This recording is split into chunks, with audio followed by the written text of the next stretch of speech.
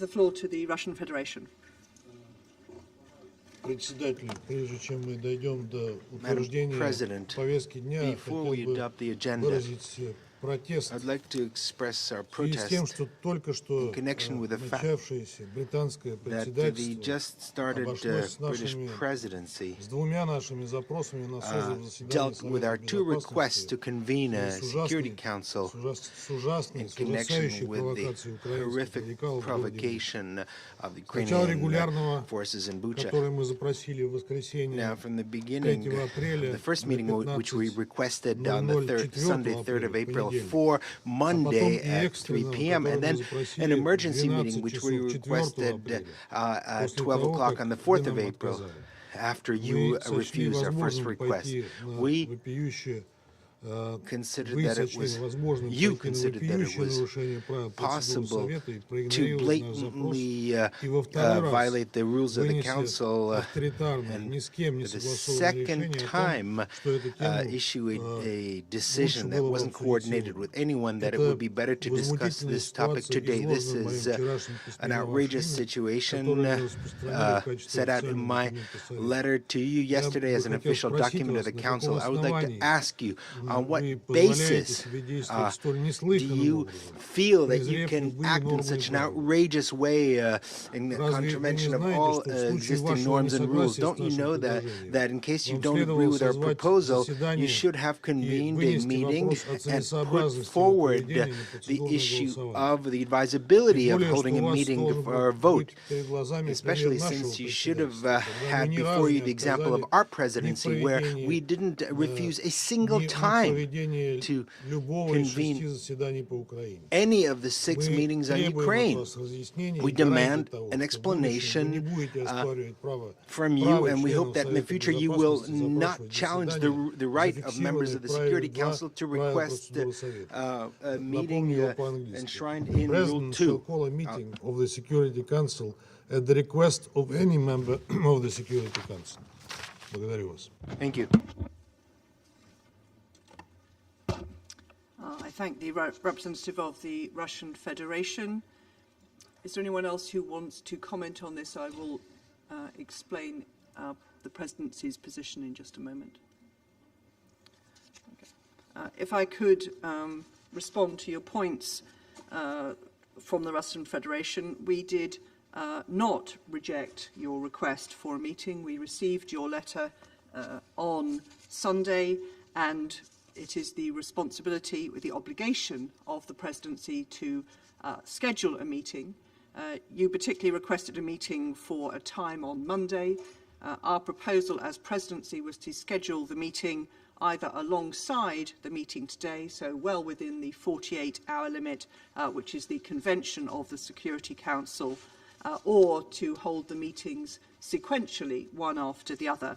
And I understand that the Russian Federation turned down both proposals, but I wish to be clear that we did not reject the request for a meeting. The deferral proposed was less than 24 hours, and to be clear, we share the view that this is an urgent situation, and we have, as I say, offered the Russian Federation either a separate meeting today or to combine it with this one. And so, as far as the Presidency is concerned, we did everything in line with the provisional rules of procedure and with precedent. We have received no other complaints from Council members on the subject. I give the floor to the Russian Federation. Благодарю вас. Thank you. У нас есть доказательства, We have evidence, фактические доказательства того, что это factual было evidence, не менее чем за 24 that часа до this was заседания, которое no мы less просили than провести. 24 hours before the meeting that we requested. Это все зафиксировано документально. This is Если это кому-то интересно, мы confirmed готовы это представить. in documents. Но If anyone я is interested, хочу we can выразить provide proof. надежду, But I want to express the что то, что вы hope сейчас сказали, that what you означает, что said вы today не means будете that you впредь will not отказывать in the странам-членам Совета Безопасности refuse в member проведении states of the Security встреч, Council to hold когда the они этого meetings запросят. when they request for it. Thank you. I thank the representative of the Russian Federation. The Presidency will not refuse to host meetings in the future. And I hope that that now closes that point and we can proceed with the adoption of the agenda. The provisional agenda for this meeting is letter dated the 28th of February 2014 from the Permanent Representative of Ukraine to the United Nations, addressed to the President of the Security Council, S/2014/136. The agenda is adopted. I should like to start by taking the opportunity to pay tribute on behalf of this Council to Her Excellency Lana Naseba, the Permanent Representative of the United Arab Emirates, for your service as the President of the Council for the month of March. I'm sure I speak for all of us in expressing our deep appreciation to Ambassador Naseba and her team for the skillful conduct of the Council's business last month. Thank you very much indeed to your team. In accordance with Rule 37 of the Council's Provisional Rules of Procedure, I invite the representative of Ukraine to participate in this meeting. It is so decided.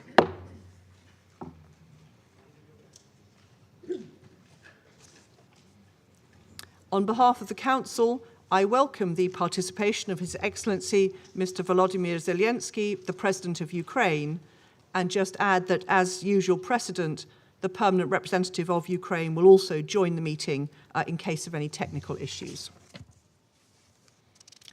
In accordance with Rule 39 of the Council's Provisional Rules of Procedure, I invite the following briefers to participate in this meeting. Ms. Rosemary DiCarlo, Under Secretary-General for Political and Peacebuilding Affairs, and Mr. Martin Griffiths, Under Secretary-General for Humanitarian Affairs, Emergency Relief Coordinator. It is so decided. In accordance with Rule 39 of the Council's Provisional Rules of Procedure, I also invite His Excellency Mr. Olof Skog, Head of Delegation of the European Union to the United Nations, to participate in this meeting. It is so decided.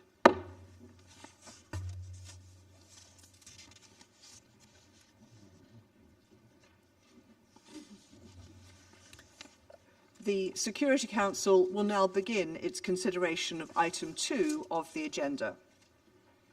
I wish to warmly welcome His Excellency the Secretary-General, His Excellency Mr. Antonio Guterres, and I give him the floor.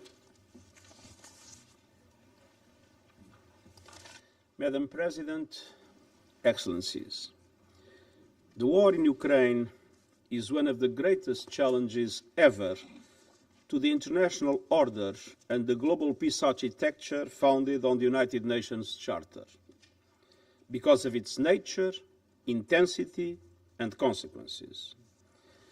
We are dealing with the full-fledged invasion on several fronts of one member state of the United Nations, Ukraine, by another, the Russian Federation, a permanent member of the Security Council, in violation of the United Nations Charter, and with several aims, including redrawing the internationally recognized borders between the two countries.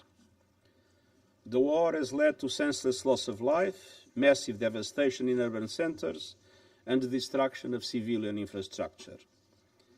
I will never forget the horrifying images of civilians killed in Bucha, and I immediately called for an independent investigation to guarantee effective accountability. And I'm also deeply shocked by the personal testimony of rapes and sexual violence that now are emerging.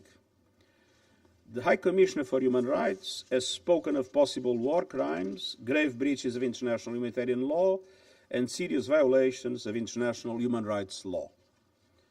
And the Russian offensive has also led to the displacement of more than 10 million people in just 1 month, the fastest forced population movement since the Second World War. Far beyond Ukraine's borders, the war has led to massive increases in prices of food, energy and fertilizers, because Russia and Ukraine are linchpins of these markets. It has disrupted supply chains and increased the cost of transportation, putting even more pressure on the developing world. Many developing countries are already on the verge of debt collapse due to the impact of the COVID-19 pandemic and the lack of adequate liquidity and debt relief, stemming ultimately from the unfair nature of our global economic and financial system.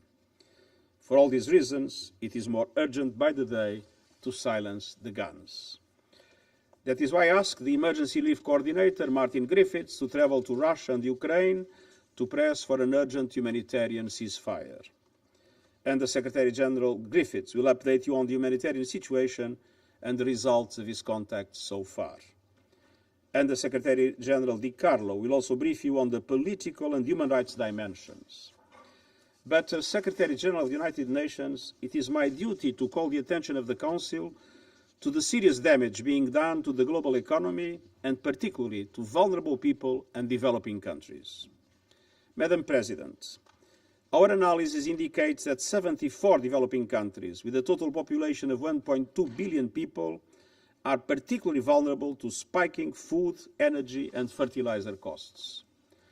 Debt obligations take up some 16% of developing countries' export earnings, and in small island developing states, the figure is 34% and rising because of increased interest rates and the need to pay for expensive imports. In the past months alone, wheat prices have increased by 22%, maize by 21%, and barley by 31%. Brent oil prices on the 1st of April were more than 60% higher than at the same time last year. A series of events have led to that, not only the present situation. Natural gas and fertilizer prices more than double over the same period. We are already seeing some countries move from vulnerability into crisis and signs of serious social unrest. The flames of conflict are fueled by inequality, deprivation, and underfunding. With all the warning signals flashing red, we have a duty to act.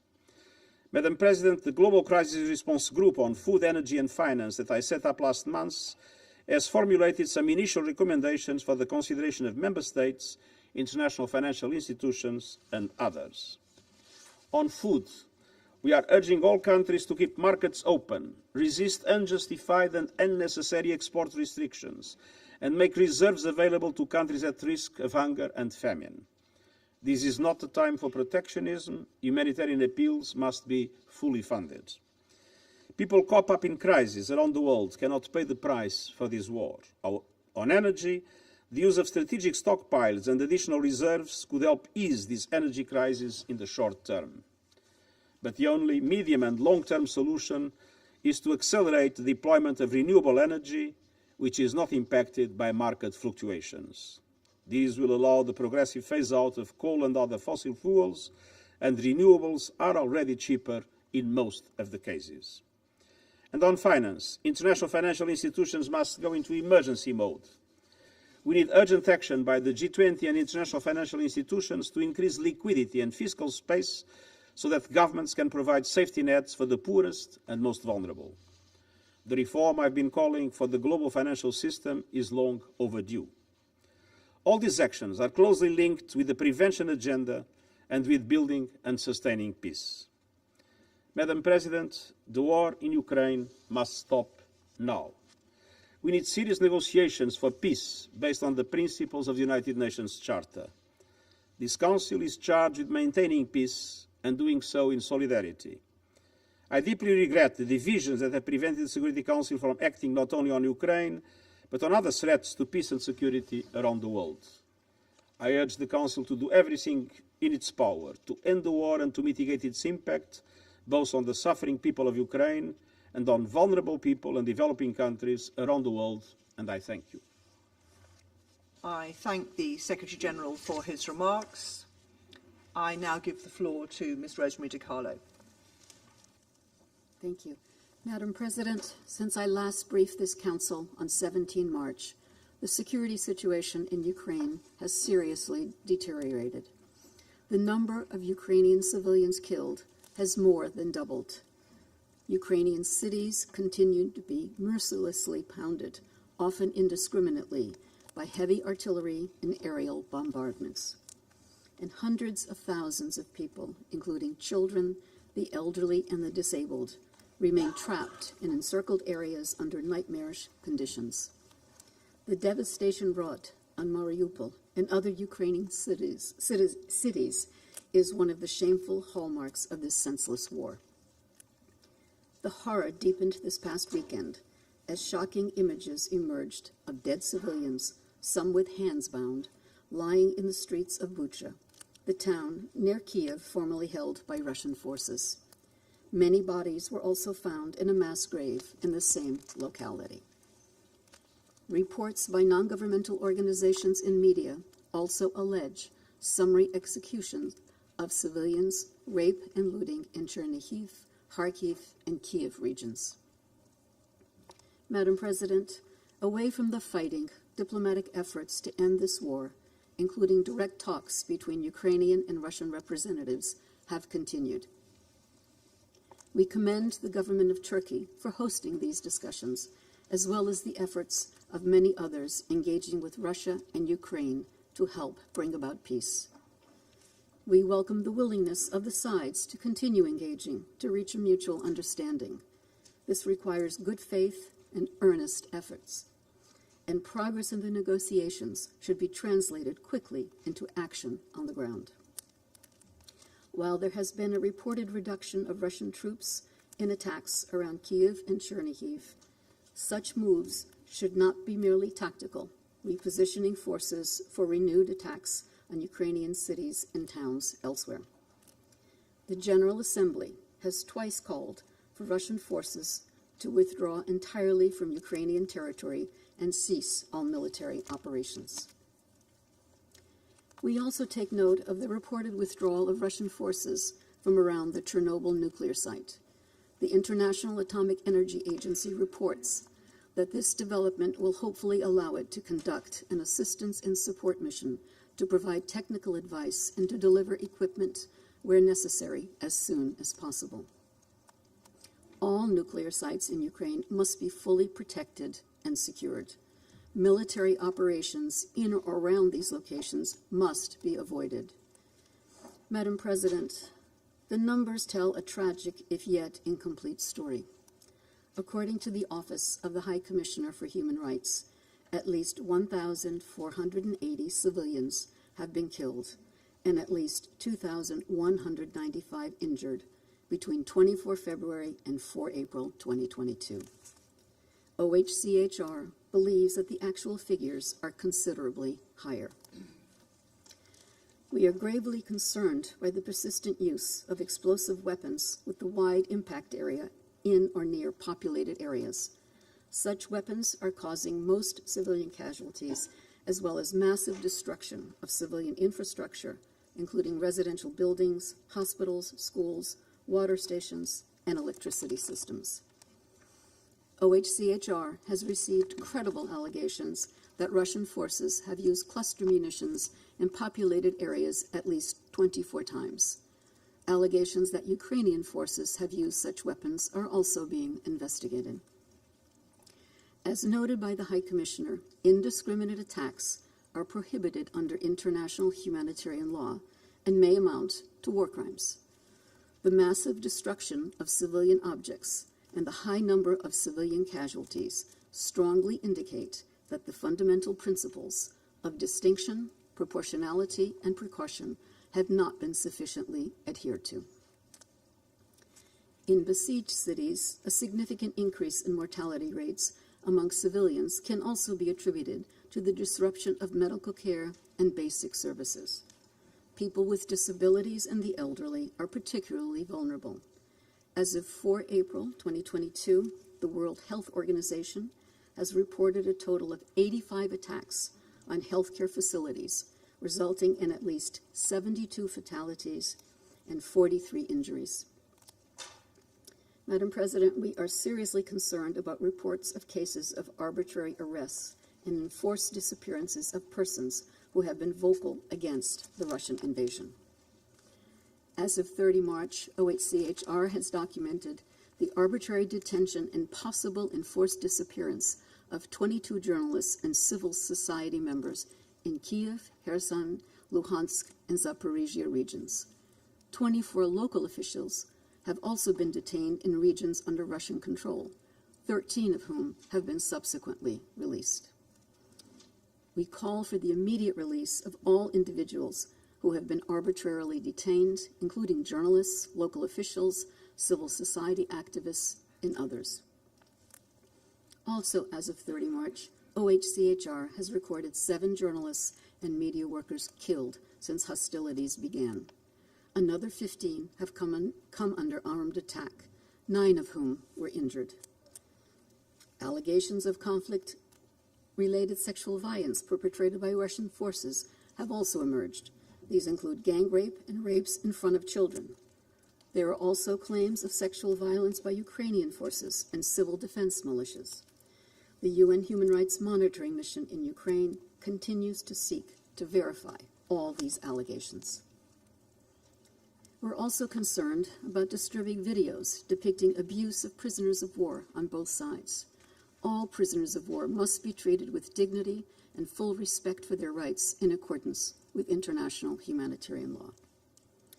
Madam President, the many credible allegations of serious violations of international humanitarian law and international human rights law from areas recently retaken from Russian forces must not go unanswered. We support efforts to examine these allegations and to gather evidence. Ensuring accountability and justice for acts committed during the war will not be easy, but it is essential. Madam President, we are heartened by the generosity of neighboring countries who have accepted millions of refugees and the solidarity of the Ukrainian people who are hosting their displaced compatriots. With more than 10 million people displaced, either within Ukraine or abroad as refugees, roughly 1/4 of the population, the United Nations is gravely concerned about the heightened risk of human trafficking. Indeed, suspected and verified cases of human trafficking are surfacing in the surrounding countries, according to the International Organization for Migration. Madam President, this war is devastating Ukraine now, but it also threatens its future. Early assessment projections by UNDP suggest that if the war continues through 2022, Ukraine faces the prospect of seeing 18 years of socioeconomic progress lost. This would set the country and the region back decades and leave deep long-term social and economic fissures. UN agencies, including UNDP, are working to help preserve Ukraine's hard-won development gains. This involves supporting the government to sustain essential government structures and basic services, including emergency measures to sustain livelihoods, such as cash-based assistance. Madam President, the war in Ukraine has damaged Europe's security architecture. Its economic repercussions are already evident far from the battlefield. The longer the war continues, the greater the risk that it will further weaken the global institutions and mechanisms dedicated to preserve peace and security. The war was started by choice. There is no inevitability to it or to the suffering it is causing. The United Nations is ready to do everything within its means to help bring an end to it. Thank you, Madam President. I thank Mr. Carlo for her briefing. And I now give the floor to Mr. Martin Griffiths. Thank you, Madam President. As you've just heard from the Secretary General and Under Secretary General De Carlo, Ukrainian civilians are paying far too high a price for this war. I want to speak briefly about humanitarian needs and what we're doing to meet them before I then refer to my recent travels. In the last 6 weeks, as we have heard, at least 1,430 people have been killed, among them over 121 children, and we know this is very likely a serious underestimate. Homes and civilian infrastructure, bridges, hospitals, schools have been damaged and destroyed. And in fact, the current figures on displacement tell us that more than 11.3 million people have now been forced to flee their homes, and of that, 4.2 million are now refugees in those generous neighboring countries that Rosemary has just been referring to. So in total, more than a quarter of the population of Ukraine has fled in this extraordinary short time. And unfortunately, we can imagine that these figures will continue to rise until we can find a pause and some peace. Madam President, the ground and air offensives and counteroffensives are making life nearly impossible for many civilians in Ukraine. Families, the elderly, women and children have been trapped by fighting already for too long. For more than 5 weeks, the people of Mariupol have been caught up in the fighting. And it is well documented that really Mariupol is a center of hell. Other cities like Chernihiv, Sumy and Kharkiv remain cut off from essential goods and services. And perilous conditions are hampering our efforts to access civilians or for them to access us. And we restate here that civilians must be allowed to move to safer areas without the fear of attacks and at their own choice and at their own selection. It's vital that all parties to the conflict respect their obligations under international humanitarian law to protect civilians and to allow impartial humanitarian organizations safe, rapid, unimpeded access to all civilians in need wherever they are in Ukraine. Madam President, as the world watches humanitarian needs soar in Ukraine, the United Nations and our partner organizations are making every effort to dramatically increase our support to affected civilians. The work of the 6,000 volunteers from the Ukraine Red Cross, as we have noted before in this chamber, together with local NGOs in eastern Ukraine, these people, these organizations continue to work tirelessly at the front line of assistance to communities. The World Food Programme has reached more than 1.3 million people with cash and food assistance and plans to push that number up to 2.5 million people in this month. Health partners report that more than 180 tons of medical supplies were delivered in Ukraine, with another 470 tons on the way. And this will address the health needs of around 6 million people in the months ahead. And I'm pleased to say, that seems an odd word to say in the context of Ukraine, that after much effort in the past day, another convoy went from our humanitarian hub in Dnipro to the Far East. Today, food, winter clothing, non-food items, medicine, hygiene kits were offloaded to the Ukraine Red Cross and will reach the hands of those most in need. Indeed, following notification to both parties, a formal process that we and also the International Red Cross are engaged in, 4 convoys in total from the UN have provided critical support to people in some of the cities encircled by war and affected by ongoing fighting. Several more are planned. So these are initial steps, but it gives us a basis to now expand and taking our efforts up to scale and expanding much more than 1 convoy a day. As the Secretary General and the Under-Secretary General has already said, I want to also join them in expressing my concern over the growing number of reports we receive of human trafficking, sexual violence, exploitation, and abuse in Ukraine and in the region. And as ever, such horrific incidents as we're seeing there overwhelmingly impact displaced women and children more than others. We're bolstering protection and gender-based violence services through agencies to provide specialized care for survivors and through the wealth of civil society organizations in Ukraine. These services are designed, carried out directly in collaboration with and through Ukrainian civil society, including, very particularly, women-led organizations. Madam President, today I'm addressing you from Geneva, having just returned from Moscow overnight.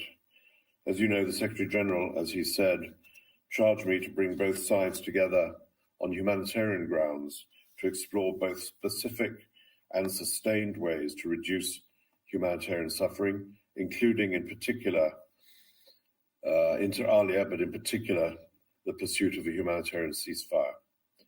Yesterday in Moscow, I had long and frank exchanges with the Minister of Foreign Affairs, Sergei Lavrov, and his deputy, Sergei Vershinin, and then separately with Alexander Fomin, the Deputy Minister of Defense. In my meetings with these senior officials, I discussed also, in addition to these possibilities of humanitarian ceasefires, I discussed the issue of humanitarian convoys of safe passage, including the 4 which I've already referred to.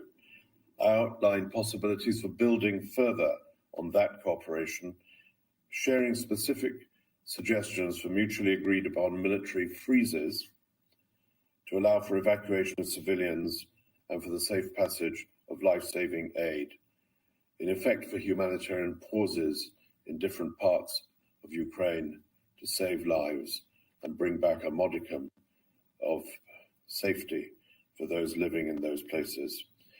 My counterparts in Moscow received these suggestions, assured me of their intent to carefully study those ideas, which I left with them. And we agreed to remain in close contact. And I came away from these meetings believing that we have a very long road ahead of us, but it must be traveled. And Madam President, we will travel it. Tomorrow I plan to travel to Ukraine to have discussions with senior authorities from the Ukrainian government in Kyiv on Thursday on these same issues and others that they will no doubt present to me, and also to see firsthand with our crisis coordinator, Amin Awad, the humanitarian response. Madam President, thanks to generous donor contributions, many from governments in this chamber, the humanitarian response since February has indeed been scaled up, allowing us to meet the needs of 1.5 million people. We will need sustained financial support for needs in Ukraine. And like the Secretary General, I want to stress, as he has done consistently, that funding must not be diverted from other crises. And Madam President,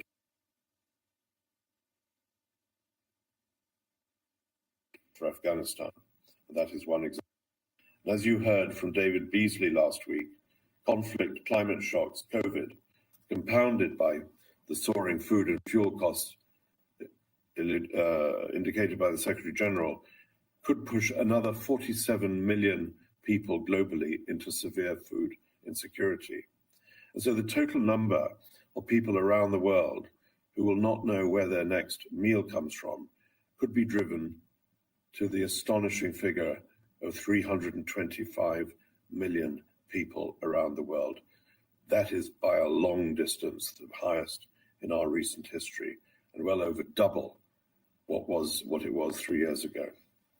So, Madam President, I close, of course, like others, by reminding the Council of what the Council already knows well. The world cannot afford this war, and neither can the people of Ukraine. And like others, I call on all Council members and member states with influence to support all efforts from whatever part they come from in the pursuit of peace and the alleviation of humanitarian suffering, for the sake of the people of Ukraine, for the sake of those around the world who cannot afford to bear the additional burden this war imposes on them and all of us. We must, as the Secretary General said, silence the guns. Thank you, Madam President. I thank Mr. Griffiths for his briefing. I now give the floor to His Excellency Mr. Volodymyr Zelenskyy, the President of Ukraine. You have the floor, sir. Thank you very much, dear Madam Chairman, dear Mr. Secretary General, distinguished members of the Security Council and other members of this meeting. Thank you very much for this opportunity. I'm sure that all the representatives of the United Nations member states will hear me today. Yesterday, I returned from our city of Bucha, recently liberated from Russian troops, not far from Kyiv. So there is not a single crime that they would not commit there. The Russian military search for and purposeful forcefully killed anyone who served our country.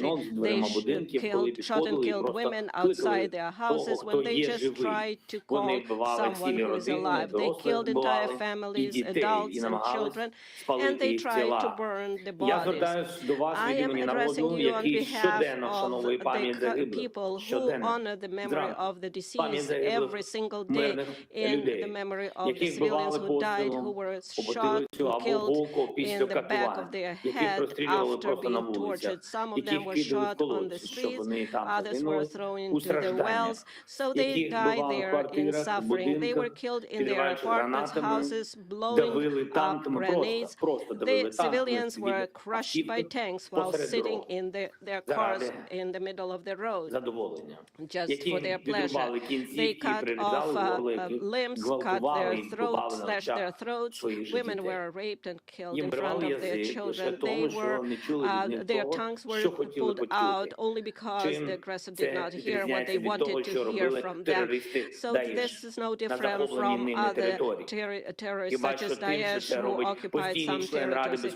And here it is done by a member of the United Nations Security Council, destroying internal unity, borders, countries, and taking the right of more than a dozen countries who are self-determined and independent. They pursue consistent policy of destroying ethnic and religious diversity. They inflame wars and deliberately lead them in such a way that to kill as many regular civilians and cities, to leave the country where they deploy their troops in ruins and filled with mass graves. You all see that. And they support hatred at the level of the state and seek to export it to other countries through their system of propaganda and political corruption. They provoke a global food crisis that could lead to famine in Africa, Asia, and other countries, and will surely end in large-scale political chaos in many countries, and destroying their domestic security. So where is the security that the Security Council needs to guarantee? It's not there, although there is a Security Council. So where is the peace? Where are those guarantees that the United Nations needs to guarantee? It is obvious that the key institution of the world, which must ensure the coercion of any aggressor to peace, simply cannot work effectively. Now the world can see that what Russian military did in Bucha while keeping the city under their occupation, but the world has yet to see what they have done in other occupied cities and regions of our country. Geography might be different or various, but cruelty is the same, crimes are the same, and accountability must be inevitable. Ladies and gentlemen, I would like to remind you of Article 1, Chapter 1 of the UN Charter. What is the purpose of our organization? Its purpose is to maintain peace and make sure that peace is adhered to. And now the UN Charter is violated literally, starting with the Article 1.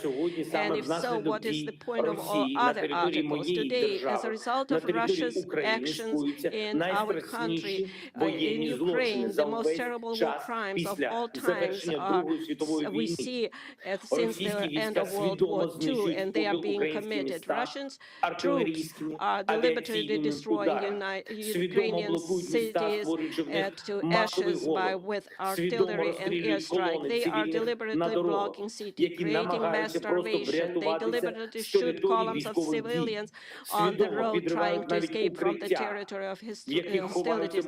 They even deliberately blow up shelters where civilians hide from airstrikes. They are deliberately creating conditions in the temporarily occupied territories so that as many civilians as possible are killed there. The massacre in our city of Bucha is only one, unfortunately, only one of many examples of what the occupiers have been doing on our land for the past 41 days.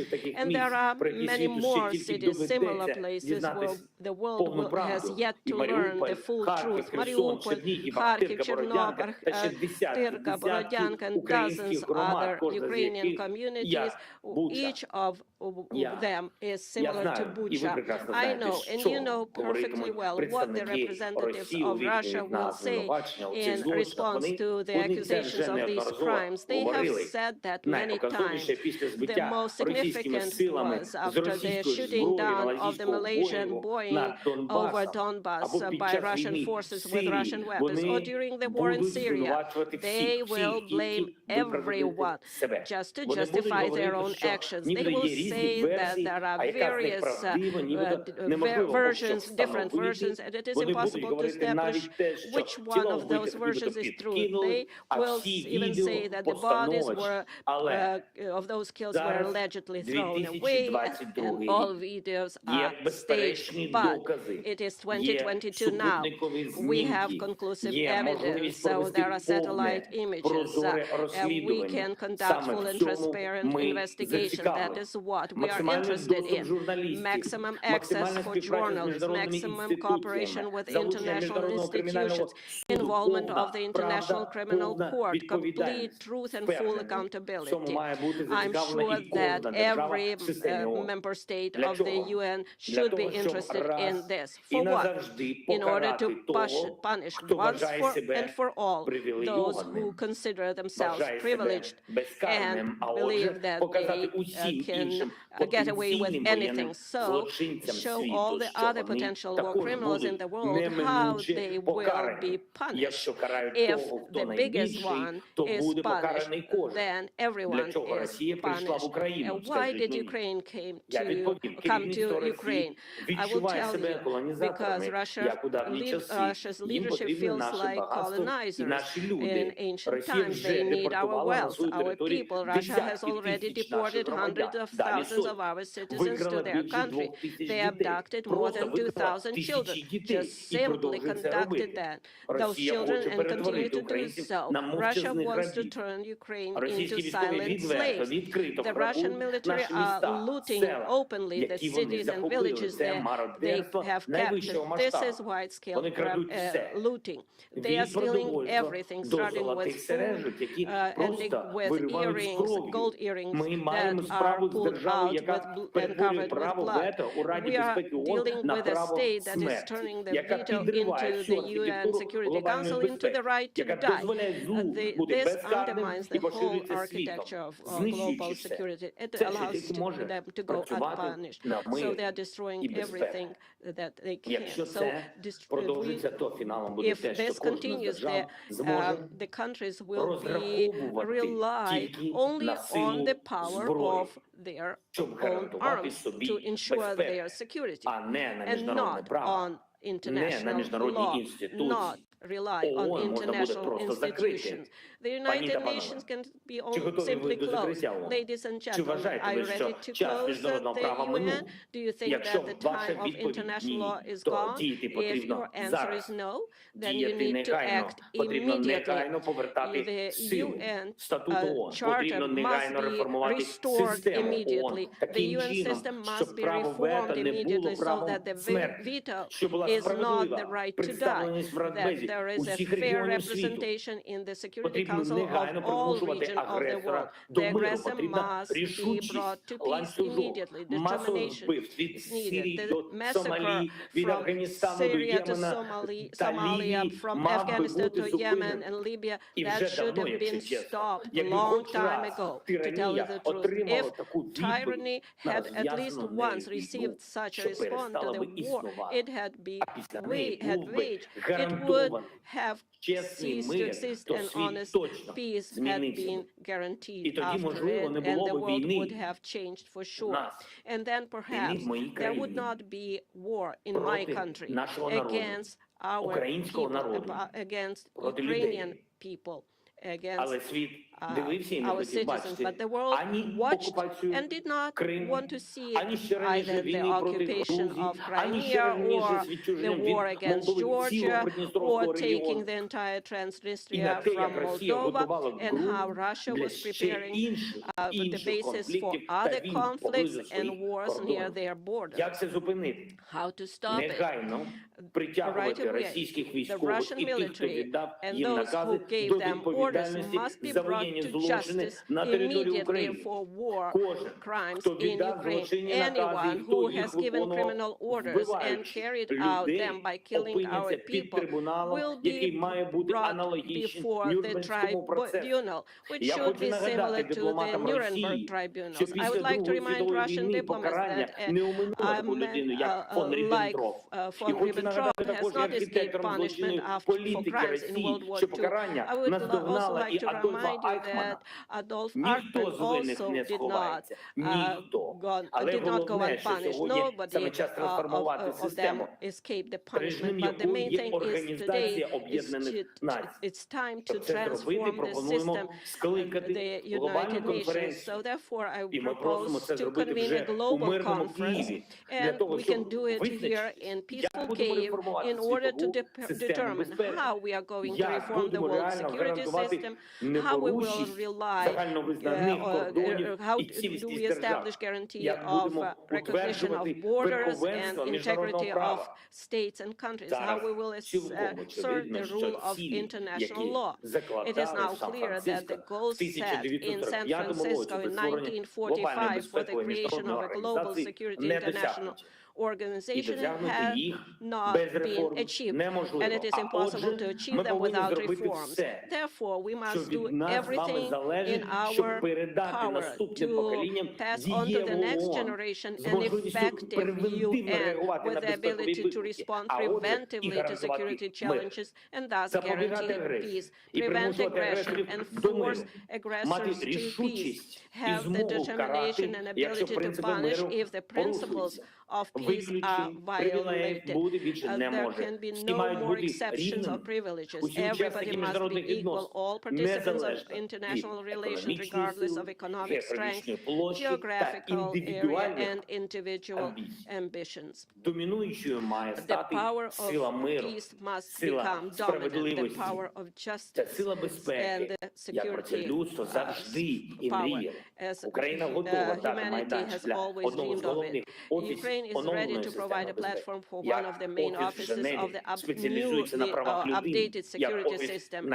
similar to the Geneva office that deals with human rights, the Nairobi office that deals with environmental protection, and in Kyiv we can have U24 office that can specialize in preventive measures to maintain peace. I would like to remind you of our peaceful mission in Afghanistan, when we Ukrainians evacuated from that country over more than 1,000 people from at our own extent. It was a very difficult phase, and Ukraine came to their help. We took in people of different nationalities, ethnic groups, different faiths, Afghan citizens of European countries, US, Canada. We did not look who needed help. Was it one of our own or somebody else? We helped all of them. We saved everyone. If every time there was a need, everyone in the world would be confident that help would come, the world would be definitely safer. Therefore, Ukraine has the moral right to propose a reform of the world security system. We have proven that we helped others not only happy time, but in dark times too. And now we need decisions from the Security Council for peace in Ukraine. If you do not know how to make this decision, you can do two things. Either remove Russia as an aggressor and a source of war, so it cannot block decisions about its own aggression, its own war, and then do everything that we can do to establish peace. Or як the other можна option is, переформувати please show ситуацію how we can і працювати reform реально or заради change, миру. dissolve yourself Або, якщо ваш чинний and work for формат peace. Or безальтернативний if і there виходу is no просто немає, alternative то and no далі option, тільки саморозпуск. then the next Я option would be переконаний, що ви dissolve yourself здатні altogether. обійтись без третього And I варіанту. know that you Мир can admit that потрібен if Україні. there is nothing Мир that you потрібен can нам. do Мир besides потрібен Європі. conversation, we Мир need потрібен peace. світу. Ukraine needs І на сам peace. кінець Europe needs peace. я And the world needs дуже peace. прошу вас And зараз finally, I would kindly ask you перегляньте very відео. much to watch Невеличке. this short video. Дайте нам ще одну хвилину. Please Відео give про те, us що one more прийшло minute на of your заміну time, the вашій video силі через те, що that хтось we один може want to show зловживати that своїми one правами. country Ось до can чого violate призводить безкарність. rights. And Якщо that's є можливість, the result подивіться of це being відео, unpunished. тому що If можливості у possible, всіх приїхати please до нас watch і this video, побачити because it is це impossible to get немає. everyone to Тож come to our подивіться country and цей see фрагмент. it with your own eyes. Therefore, I would ask you to watch this video. Thank you very much.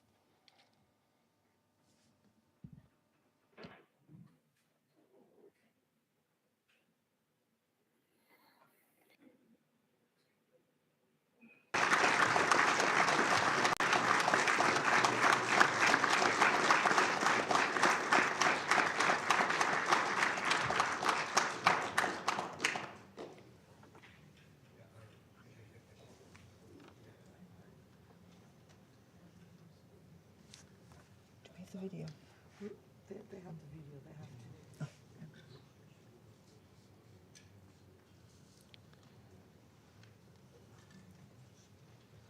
I'm not sure.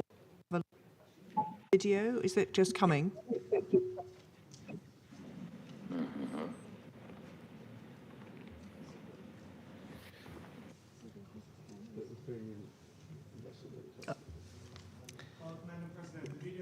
Been uploaded to the technicians of the Security Council. So they have it in their possession. We will sort that one out technically. We don't have the video. So I propose that while we sort that out, I thank His Excellency Mr. Zelenskyy for his compelling and powerful remarks. We will come back to the video when we've sorted out the technical issues around it. And may I say, speaking in my national capacity, may I express appreciation to the President for his leadership in wartime and for the extraordinary fortitude and bravery of the Ukrainian people under this unprovoked and illegal invasion.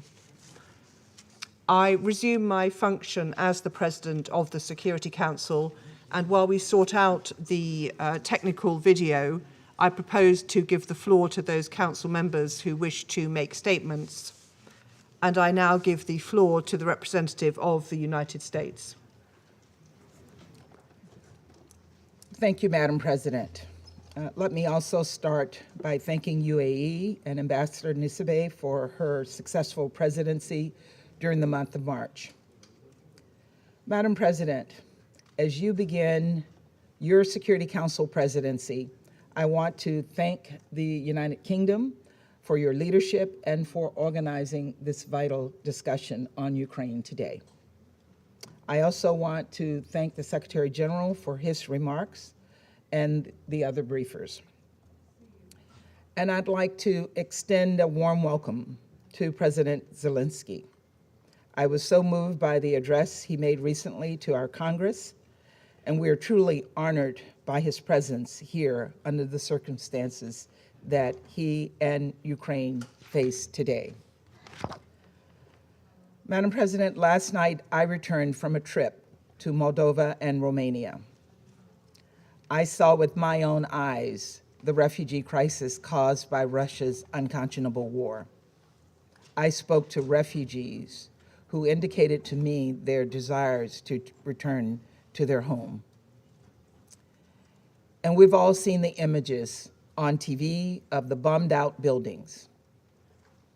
But what we have not seen is that behind those destroyed buildings are destroyed lives and destroyed families. I met with women and children who had fled Ukraine, who stuffed their lives into backpacks and left the only home they had ever known. And these were sobering conversations. One young woman I spoke to came with her 6-year-old brother, who had autism and is struggling with cancer. Their single mother helped them escape to save their lives. But Russia's war has interrupted the care her brother desperately needs. Another woman I spoke to fled with her 8-year-old from Odessa. The father, who they'd left behind, told them there was shelling right next to their apartment that very night. And they very well could have died had they not left. A third woman I met told me that she used to love to travel, but never expected her next trip would be to flee for her life. When I asked her where she was from, she started to say, and then she stopped with tears in her eyes and said, "I'm sorry. I don't know how to say it, whether I live in Kyiv or whether I used to live in Kyiv." She was realizing in the moment just how dramatically her life had changed because of this senseless war. These are 3 stories of more than 10 million people, 6 million internally displaced, 4 million who have left Ukraine altogether, 4 million people who have relied on the big-heartedness of countries like Moldova, Romania, Poland, Slovakia, Hungary, and others across the region and the world to welcome and support all those leaving Ukraine in search of safety. Ukraine's neighbors are bearing the brunt of Europe's most significant refugee crisis since World War II. And I want these countries to know that they have a committed partner in the United States. And that is why the United States announced recently that we are prepared to provide more than $1 billion in new funding toward humanitarian assistance for those affected by Russia's war in Ukraine and its severe impact around the world. And it is why we are welcoming up to 100,000 Ukrainians and others fleeing Russia's aggression to the United States. We will continue to assist humanitarian efforts to help the people of Ukraine and all those fleeing Putin's violence. But as heart-wrenching as the stories are that I heard in Moldova and Romania, there are some stories we will never get to hear. Those of the people we saw in the images out of Bucha. We've all seen the gruesome photos. Lifeless bodies lying in the streets, apparently summarily executed, their hands tied behind their backs. As we work to independently confirm the events depicted in these images, I would remind this council that based on the currently available information, the United States has assessed that members of Russia's forces have committed war crimes in Ukraine. And even before seeing the images from Bucha, President Zelenskyy, along with others in the region, were reporting that children were being abducted, and we heard him say that today. Also abducted are mayors and doctors, religious leaders, journalists, and all who dare defy Russia's aggression.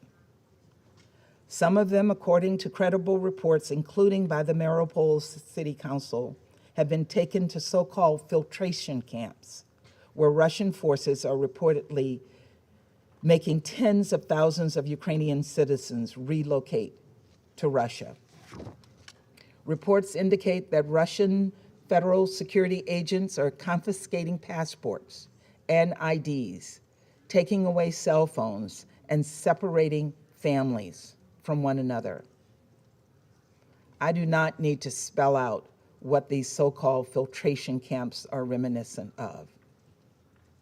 It's chilling, and we cannot look away.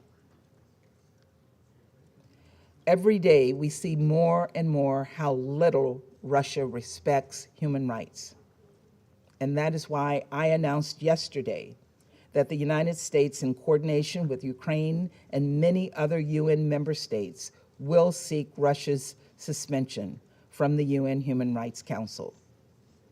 Given the growing mountain of evidence, Russia should not have a position of authority in a body whose very purpose is to promote respect for human rights.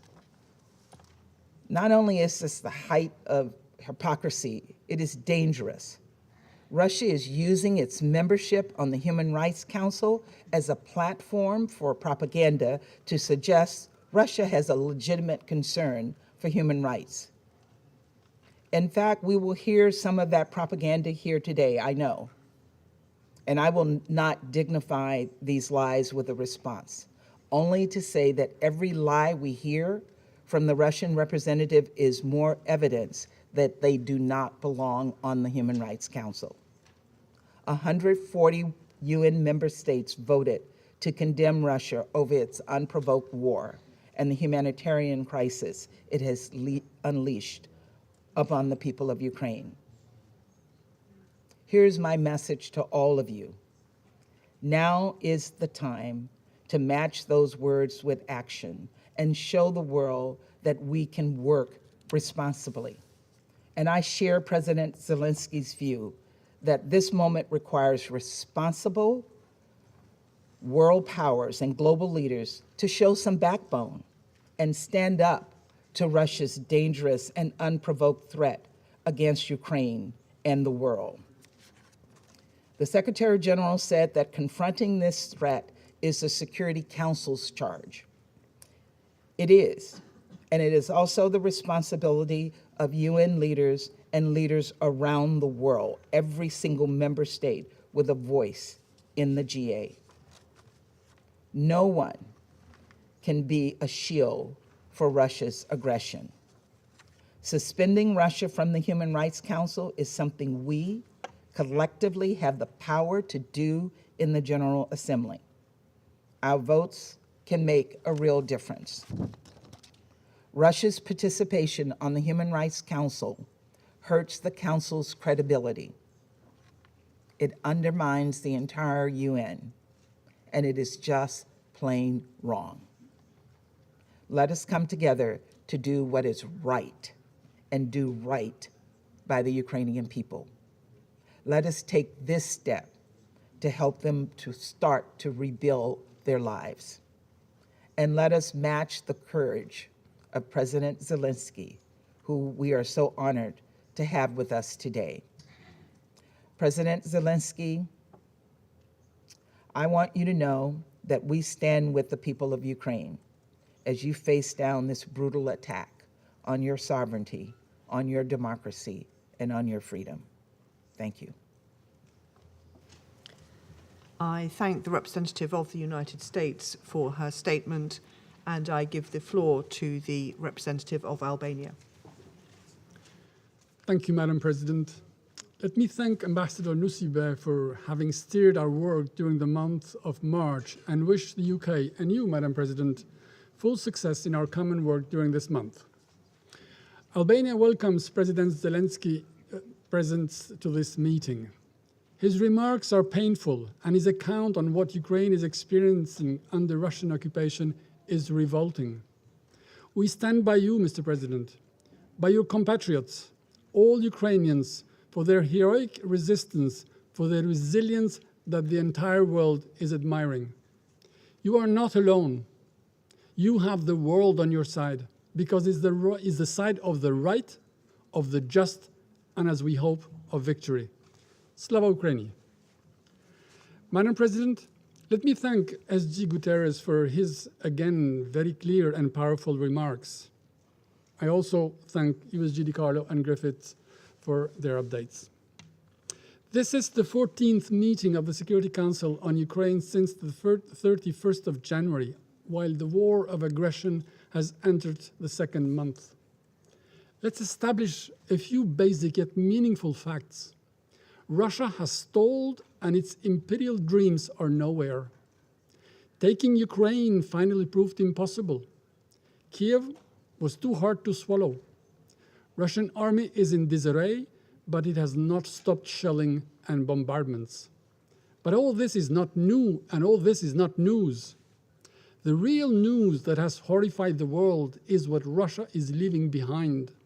The unspeakable horrors, those soul-crushing images in areas from which Russia is withdrawing. Images of civilians executed with a bullet in the neck, sometimes with their hands tied behind their backs or shot dead in their bicycles. Images of mass graves overflowing with corpses. Images of carnage and devastation, including looted homes, rape, and sexual violence, acts usually attributed only to thugs. They spring from the same cruel impulses as the bombardment of cities, homes, hospitals, schools, and kindergartens by the Russian forces. Bucha is an open-air graveyard, the notorious facelift of the Russian aggression. Madam President, we have heard time and again, it is not Russia.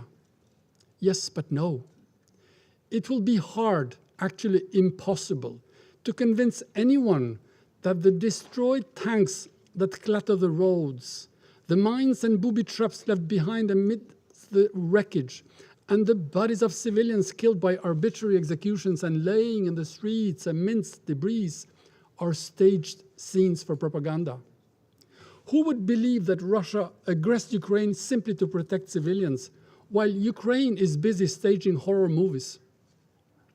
You may muzzle media back home, but you cannot fool satellite images. You cannot blind independent reporters and human rights NGOs on the ground. Waiting for Russia to accept and tell the truth is waiting for Godot to arrive, and he never does. These are facts, hard and sickening proof of the atrocities committed, the ugly face of this madness. Such crimes, as documented by Human Rights Watch and verified by independent and respected professional reporters, those who are banned for the Russians call for answers, call for thorough investigation, for effective accountability, for justice. Prime Minister Rama called these crimes a terrible pain and a horrible shame. Russia has an international obligation to abide by international humanitarian law, the laws of war, including the Geneva Conventions of 1949 and its first additional protocol. Russia has an obligation to abide by the order of ICJ to immediately halt its military activity in Ukraine. But unfortunately, Russia has made another choice, not to respect any of it, and has cancelled itself from international law. But the law will pursue it. Russian army and its commanders cannot escape accountability. The name of the butcher of Mariupol, a criminal that has reduced an entire city to ashes and has made its citizens go from 3 meals a day to barely 3 meals a week, is engraved in the ruins of the city. This is why we will support the call to suspend Russia's participation in the Human Rights Council. The UNGA resolution that created the Council stipulates that, and I quote, members of the Council will respect the highest standards in the promotion and protection of human rights. As we see, Russia's standards are nose-eating, and its presence there is a farce, a desecration of the place that is called to be the sanctuary of rights. Dear colleagues, Russia has announced that it will now shift its focus on eastern Ukraine. This means that it will concentrate its brutality there in what may end up becoming a war of attrition. Russia has blocked the renewal of the OSCE International Observer Mission in Ukraine.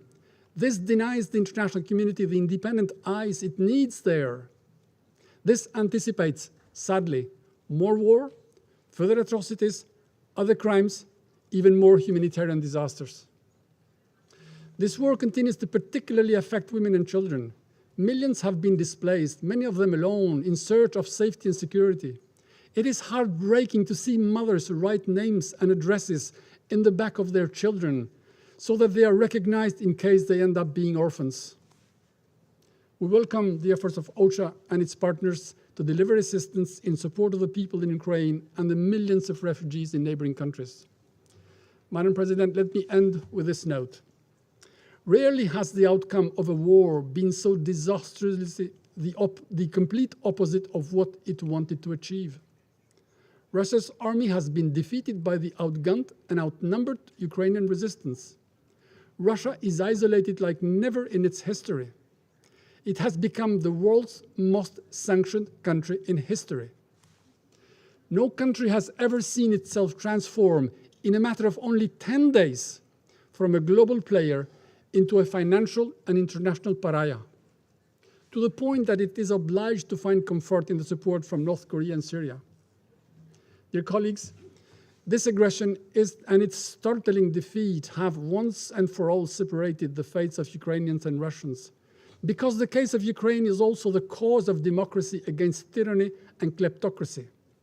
It is a fight between the will of the people against the vicious will of one, whose reckless actions have challenged everything we stand for, and who is directly responsible for the economic disruption and food insecurity which is affecting the entire world. He may choose to stop, withdraw troops, and quit Ukraine, or continue to descend in the very abyss he has created and face the consequences. I thank you. I thank the representative of Albania for his statement. I understand that we now have solved the technical problems, so I suggest we return to the video. Thank you.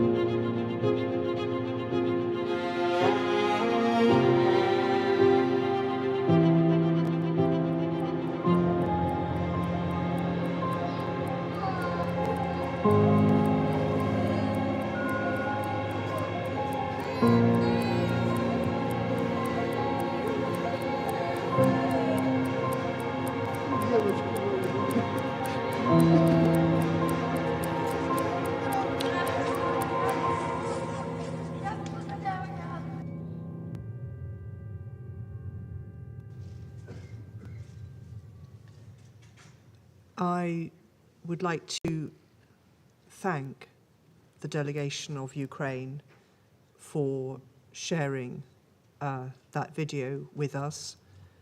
The images are harrowing. Speaking in my national capacity, we are appalled by what we have seen and reiterate our solidarity with Ukraine. I resume my function as the Council President, and I now give the floor to the representative of Gabon. Je voudrais d'abord I would like exprimer to, at the outset, mon appréciation express my appreciation à l'ambassadeur des Émirats Arabes to the Unis ambassador of the pour sa United présidence Arab remarquable. Emirates for her remarkable presidency. Je remercie le secrétaire I thank général, the Secretary General, Monsieur Antonio Mr. Guterres, Antonio Guterres, la secrétaire générale adjointe, Madame and the Rosemary Secretary Di Carlo, General, Madame Rosemary Di Carlo, ainsi que Monsieur Martin as well as Griffiths Mr. Martin Griffiths, pour leurs exposés for their respectifs. respective briefings. Je salue la participation à I cette welcome the réunion participation du in this président meeting of Zelenskyy. Madame la President Présidente, Zelensky. Madam President, nous continuons we d'assister continue impuissants to à la guerre en witness Ukraine. powerless the Pendant que war se in déroule Ukraine, le décompte macabre while the des grim morts toll of the et des dead and personnes déplacées, displaced mounts, et que les combats and se fighting poursuivent au même continues rythme que la even courbe as des lives statistiques. and Les civilian pertes en hommes infrastructure et en infrastructures civiles ne cessent de are s'accroître. destroyed Un jour de guerre est day in, décidément day un jour out. de trop. One day of war is one, Alors que le without a doubt, conflit one est day dans too sa many. sixième And as the semaine, conflict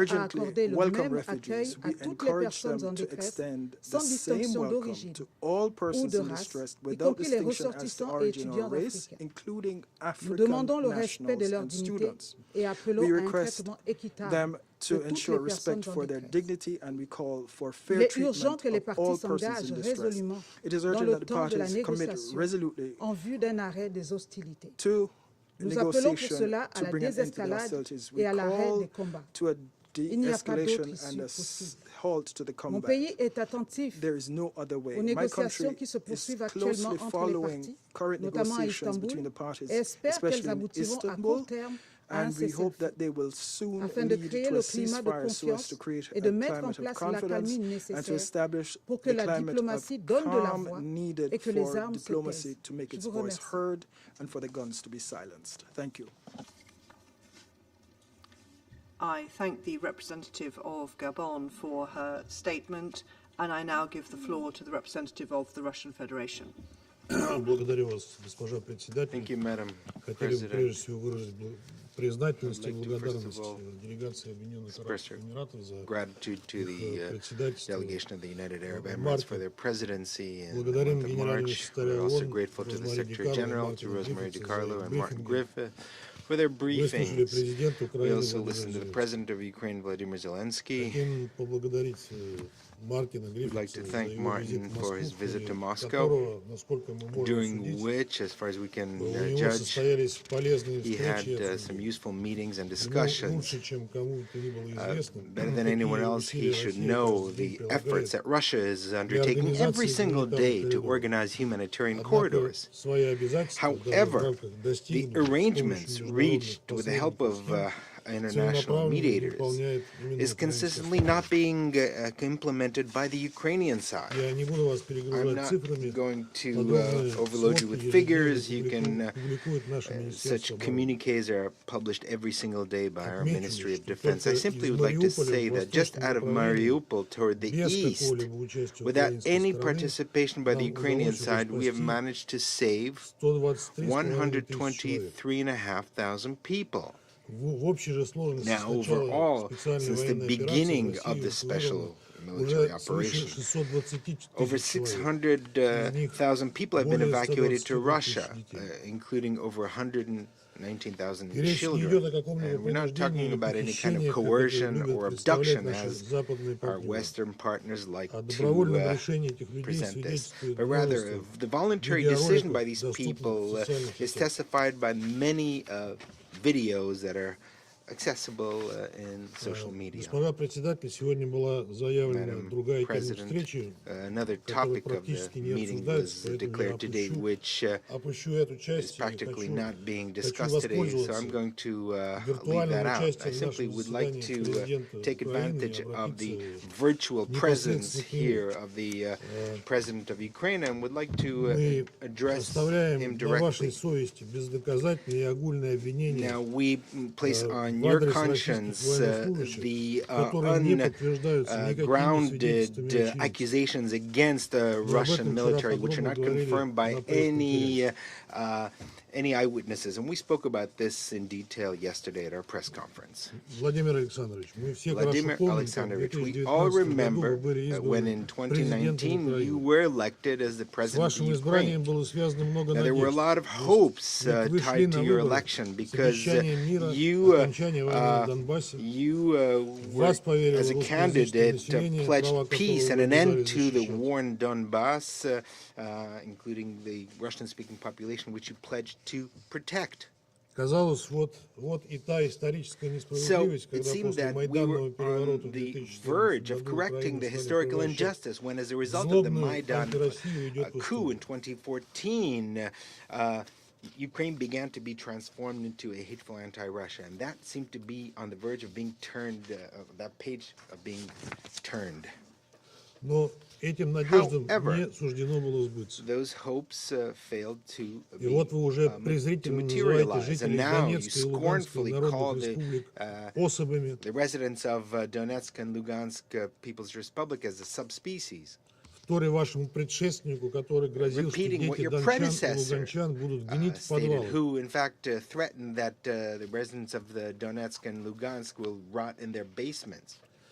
Вы призываете их And you уезжать are в Россию. calling on them to return, to leave И and вот вы уже to Russia. ополчились на And родной now для you've вас declared русский язык, war вводя, по against your сути, native Russian language языковую by инквизицию в introducing, in стране, где essence, русский a является родным для linguistic как минимум inquisition in a 40% country where населения. Russian is the native language for a minimum of 40% of the А population. сегодня взрывы и снаряды Today, звучат почти по всей explosions and территории, на artillery всей rounds территории are Украины, не exploding только на over востоке, the entire territory of Ukraine, and где not они не only in the смолкали east, 8 where лет. they haven't 8 лет. ceased for the past 8 И years. звучат они именно потому, And что they're другого exploding способа precisely принести because мир there на was no Донбасс, other к way of сожалению, не bringing peace осталось. to the Donbass, После того, unfortunately. как вы и ваши After подчиненные you and your категорически subordinates отказались выполнять Минские categorically соглашения, refused to comply with the Minsk приготовившись при agreements, этом уже в at the марте same решить time by проблему Донбасса военным preparing путем. already back in March to solve the В problem of ходе the Donbass нашей by military спецоперации means. мы In the нашли course of our множество special соответствующих operations, we секретных have приказов. found many secret orders testifying to this. Нам говорят, что на We're Украине told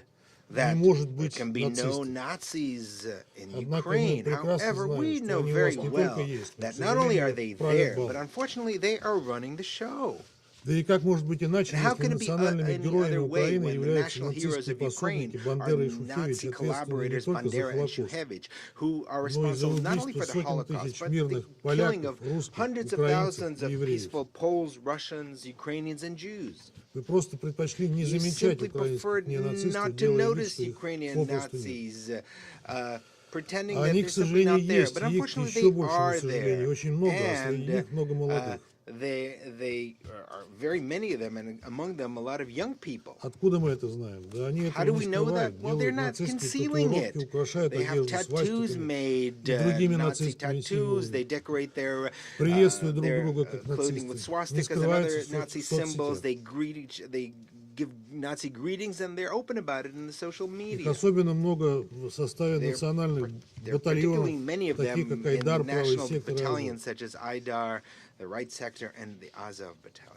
И это было бы ладно, но And that они would be еще и one thing, действуют как but нацисты, they're also убивают как они. acting like Nazis, and they're killing like them. Причем не только пленных And российских they're not солдат, just killing мучениями которых потом бахвалятся Russian в интернете, or но и prisoner своих же. soldiers, in which they torture and gloat Ваши about it on the social неонацистские media, but радикалы they kill отличаются their own. беспримерной Your жестокостью к мирному neo-Nazis and населению, radicals которые они используют в have качестве shown живого unrivaled щита cruelty и against the устанавливают civilians, рядом с which they жилыми use as домами human тяжелую shields, артиллерию and и РСЗО. position heavy artillery next to residential buildings and Мы multiple сегодня rocket опять launchers as слышали well. огромное Today количество we've лжи heard о once again a российских huge amount of военнослужащих. lies about Russian soldiers and military. У нас есть сотни, если не We have тысячи, hundreds, if не not тысячи thousands видеосвидетельств людей, of video которые готовы testimonials дать of people who are показания ready о to provide жестокости testimony about украинских the националистов. cruelty of Ukrainian Зачитаю здесь nationals. I'll лишь just некоторые из них. read some of them here. Это жестокие истории, но вы должны их These are услышать. cruel histories, but you need to hear them.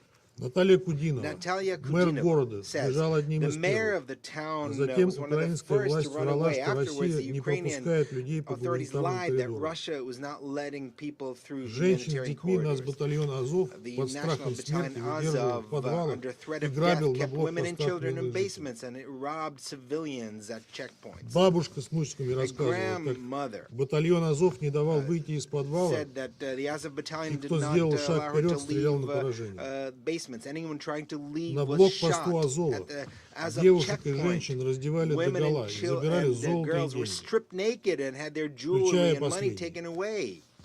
Валентина Николаевна Борисенкова рассказывает, как украинские военные выгнали из частного дома на улице Краматорская женщину с двумя детьми и стреляли оттуда из миномета. Она со слезами на глазах ушла, выгнали из собственного дома ее. Двое деток у нее. Выгнали хлопцы, повязки голубые у них. Это украинские опознавательные знаки.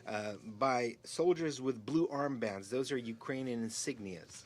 Марина Insignias of the Васильевна Ukrainian рассказывала, army. как ее пытали Marina в подвале СБУ в Vasilyevna, Краматорске. told- Пристегнули меня в testified канализационной that she was трубе. tortured in a Когда basement узнали, by что я Ukrainian русская, били, security пытали services. электротоком, They tied me to насиловали, a sewer угрожали pipe when I found out привести I was Russian. They несовершеннолетнюю дочь beat и me, с ней used сделать electric тоже. current, raped me, and they threatened to rape Шаповалова my young Ольга daughter. Георгиевна. Выехали из Мариуполя, из Shapovalova, Мангуши уже Olga 25 Georgievna. We марта. left Mariupol from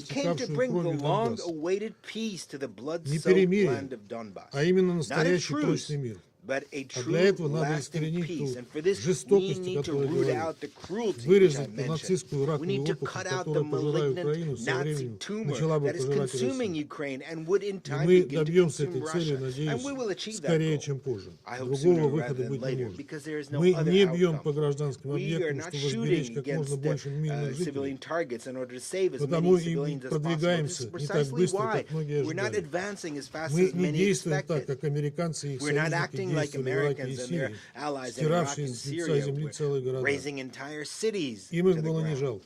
They А had нам no жалко, pity потому for что them, это but we близкие felt нам great люди. pity because these are people who are close to Вот us. радикалам, правда, нечего терять. Им Radicals have наплевать на nothing to мирных жителей. lose. They Они couldn't care готовы less тянуть за about собой могилу civilians. They're хоть ready все to take to население the grave Украины, with как them the это четко entire показала population of the провокация Ukraine, Бучи. as was clearly demonstrated by the Не дайте provocation in Западу Bucha. реализовать Don't свои планы, allow the Владимир West to Александрович. achieve its goals, Vladimir Примите Alexandrovich. правильные решения, Make the необходимые right для вашей decisions that are страны, needed for потому что your Запад country, готов because the сражаться West is на Украине ready до to последнего fight украинца. in the Ukraine Примите until это the last решение сейчас. Ukrainian. Make that Ведь decision реальную now, ситуацию на фронте because вы the real, прекрасно you знаете. know the real Потом situation on the может front. быть поздно. Благодарю. Later, it might be too late soon. Thank you very much for your attention. I thank the representative of the Russian Federation for his statement, and I now give the floor to the representative of Ireland. Thank you very much, Madam President. And I'd also like to thank the Secretary-General and our other briefers this morning. I want to express a very warm welcome to President Zelenskyy being with us this morning. President Zelenskyy